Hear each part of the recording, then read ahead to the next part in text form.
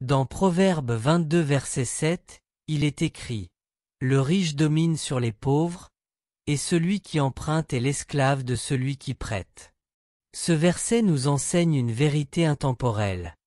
Les dettes créent une forme de dépendance ou d'asservissement, et celui qui prête a du pouvoir sur celui qui emprunte.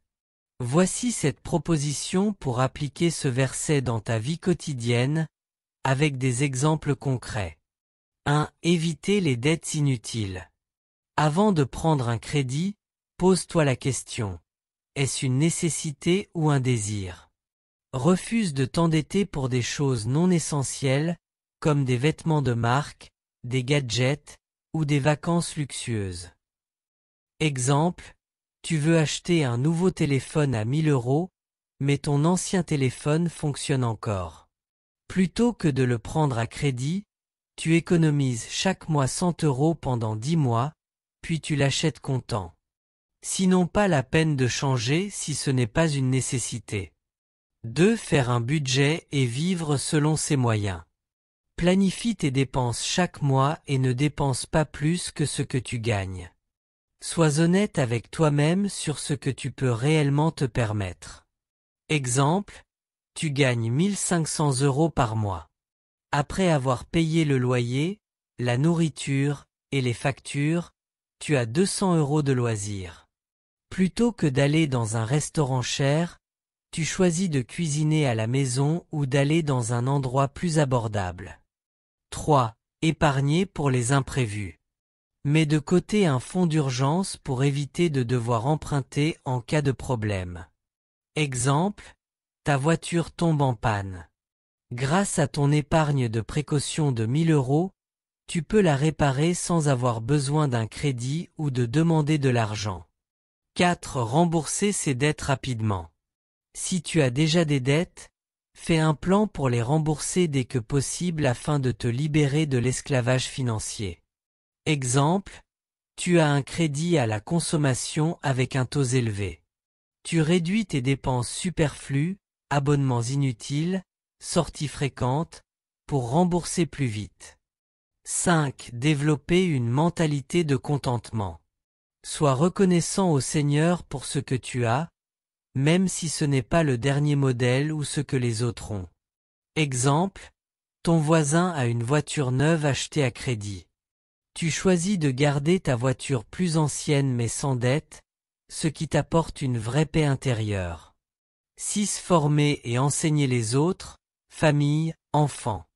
Apprends à tes enfants à gérer l'argent et à éviter l'endettement précoce. Exemple: tu expliques à ton enfant pourquoi tu n'achètes pas tout ce qu'il demande et lui montres comment économiser pour obtenir ce qu'il veut. 7. Investir intelligemment. Utilise tes ressources pour bâtir ta stabilité financière sans t'endetter, épargne, investissement, projet viable. Exemple: plutôt que de faire un prêt pour lancer un petit business, tu commences petit avec ce que tu as, puis tu réinvestis les bénéfices petit à petit. Appliquer Proverbe 22 verset 7 dans ta vie, c'est cultiver une sagesse financière basée sur l'indépendance et la liberté. Cela demande de la discipline, de la patience et une vision à long terme. Mais cela t'évite bien des pièges et t'offre une vie plus paisible. Seigneur Jésus, je viens devant toi avec humilité, reconnaissant que tout ce que j'ai vient de toi. Ta parole me dit que le riche domine sur le pauvre, et que celui qui emprunte est l'esclave de celui qui prête. Je reconnais que la dette peut être un piège et une forme d'esclavage, et je ne veux pas vivre lié par les chaînes de l'endettement. Seigneur, donne-moi la sagesse dans la gestion de mes finances. Apprends-moi à vivre selon mes moyens, à dire non à la pression de la société et à la course aux possessions. Aide-moi à distinguer entre mes besoins réels et mes désirs passagers. Mets en moi un cœur de contentement et de discipline.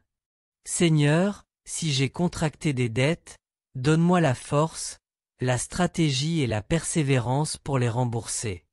Ouvre des portes de faveur et de provision pour que je puisse m'en libérer.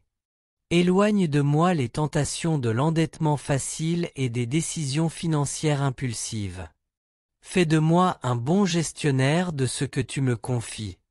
Je te remets mes projets, mes revenus, mes dépenses, mes dettes et mes rêves. Sois le maître de mes finances comme tu es le maître de ma vie. Conduis-moi vers la liberté financière afin que je puisse bénir les autres et investir dans ton royaume sans contrainte. Au nom de Jésus-Christ j'ai prié. Amen.